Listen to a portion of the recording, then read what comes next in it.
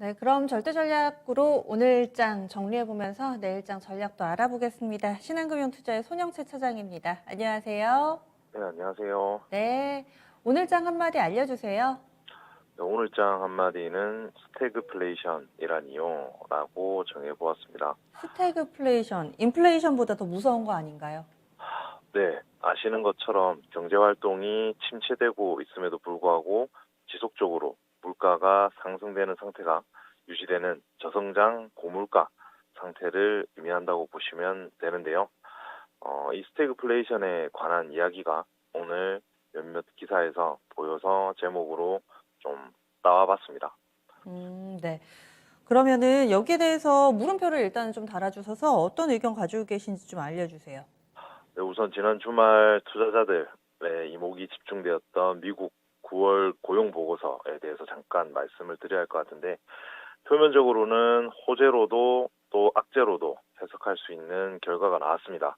비농업 부문 고용이 2개월 연속 쇼크를 기록한 반면에 실업률의 경우에는 코로나19 팬데믹 이후 첫 4%대 진입을 하면서 어떤 양면의 결과를 나타냈다라고 보시면 되는데, 미국 증시도 처음에는 이를 호재로 받아들였다가 이 같은 쇼크가 고용 쇼크가 테이퍼링의 경로 자체를 바꾸지는 못할 것이다.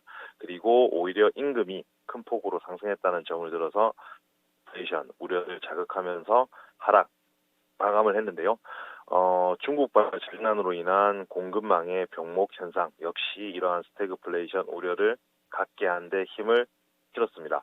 지난주 삼성전자를 시작으로 3분기 어닝 시즌이 시작된 국내 증시 주변의 불안 요소들이 시장의 분위기를 완전히 억누르고 있다, 지배하고 있다. 이렇게 보시면 될 것 같습니다. 원자재 가격 상승으로 인한 인플레이션 우려, 그리고 공급망 병목 현상으로 대두된 스태그플레이션, 결론적으로 이는 아직 기우다라고 말씀을 드리고요. 부가적인 내용은 이후 설명할 내용들과 함께 조금씩 언급을 드리도록 하겠습니다. 그러면 오늘장으로 들어가 봐서 체크 포인트들 중요했던 부분들 좀 짚어주세요. 네, 오늘장 체크 포인트.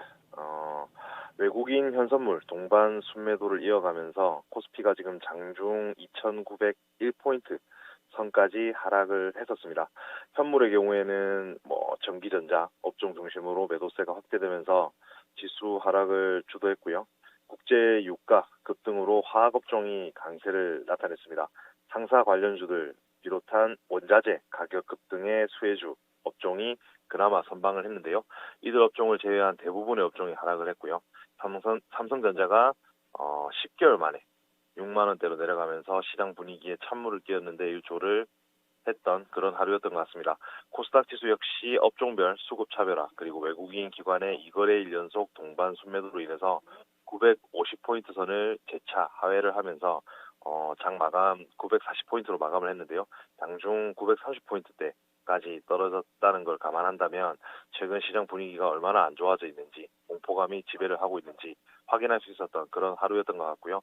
코로나19 경구용 치료제 출시 기대감에 리오프닝 관련주들이 상승한 반면 바이오 업종은 전반적으로 하락하는 모습을 보였습니다. 원달러 환율의 경우 국제 유가 및 원자재 가격 급등과 연준 테이퍼링 유효 전망에 장중 1,200원대 터치하는 모습이었고, 아시아 주요국 증시 역시 우리와 마찬가지로 하락하는 모습이었습니다. 이어서 수급 그리고 특징 종목 잠깐 말씀을 드리면, 거래소에서는 SK 바이오사이언스 상승률이 돋보였는데요. 노바백스 CDMO 물량이 4분기로 지연됐지만 어쨌든 자사의 자체 치료제에 대한 경쟁력과 차별성에 대한 기대감이 모아지는 것 같습니다. 이외에 미국 전기차 스타트업인 리비안의 실무진이 방한한다는 소식 때문에 센트랄모텍 18% 이상 상승을 했고요. 코스닥 시장에서는 정치 테마 관련 경동제약이 상한가를 기록했고, SMCNC의 상승률도 높았던 것 같습니다. 차익 실현 물량의 데브시스터즈 16% 이상 하락하는 모습이었고요.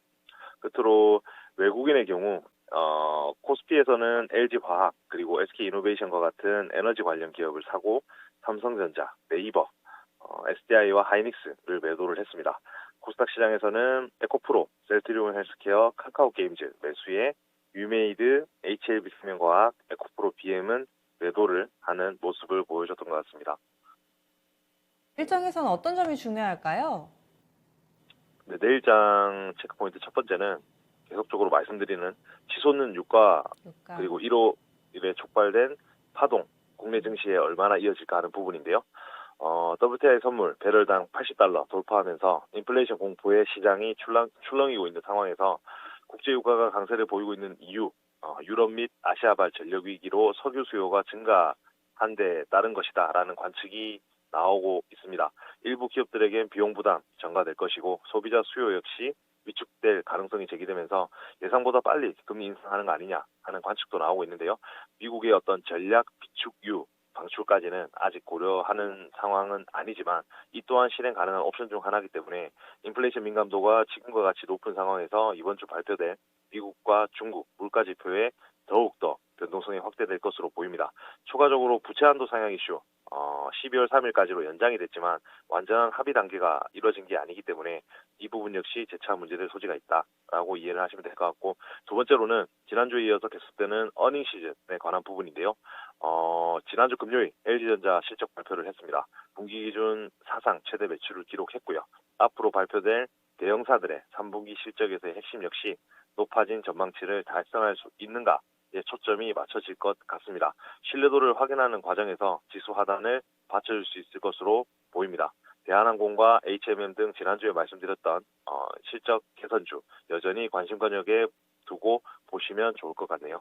네, 말씀해주신 LG전자 같은 경우만 하더라도 실적 좋으면은 장 분위기를 이겨갈 수 있다라는 점을 오늘장에서도 좀 확실히 보여준 것 같은데, 그러면 전략 세우겠습니다. 어두워진 시장 분위기 속에서 지금 차장님은 어떤 대안을 좀 세우고 계시는지요?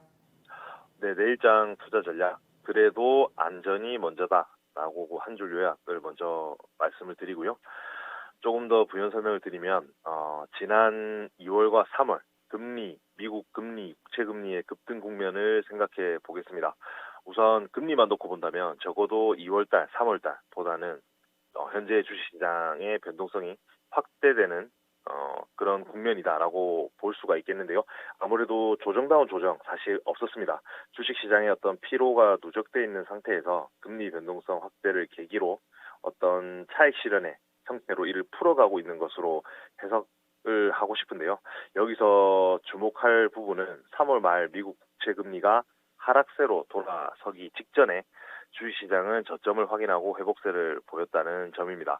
그렇기에 지금은 금리 수준보다는 변동성 정점 시점, 이 변동성이 정점을 언제 찍을 것이냐에 주목해야 한다는 생각이고요.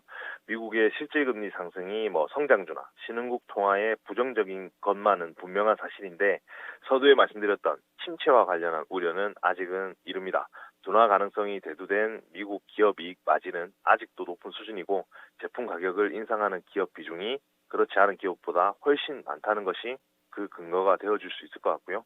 코스피에 대한 말씀을 이제 드려야 될 것 같은데 심각한 수준은 아니지만 어쨌든 7월 이후 기업 매출과 이익률은 둔화의 조짐을 보이기 시작했다라고 보시면 될 것 같고요.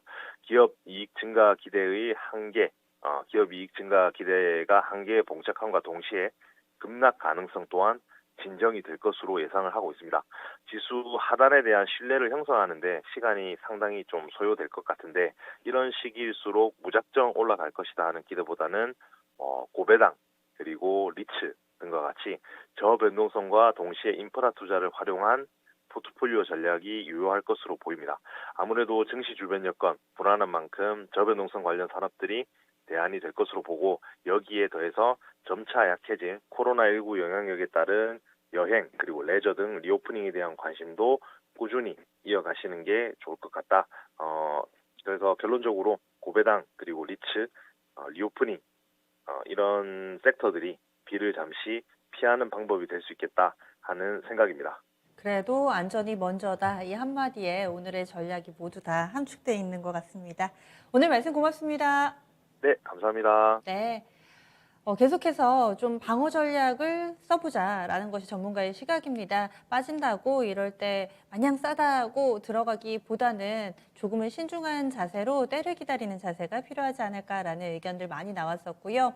그리고 향후에 시장이 어떻게 될지 그렇다고 완전히 무관심한 것이 아니라 시장이 흘러가는 것을 조금 더 바라보면서 10월 말 즈음에 올 그 또 다른 기회를 대비해보자라는 시각 상당히 많습니다. 요즘 들어서 금리 인상 기조도 그렇고요. 시장 분위기 때문인지 이 고배당주 보자라는 이야기들이 상당히 많습니다. 내일장에서는 또 어떤 부분들을 봐야 될지 저희 미리미리 준비해서 다시 찾아뵙겠습니다.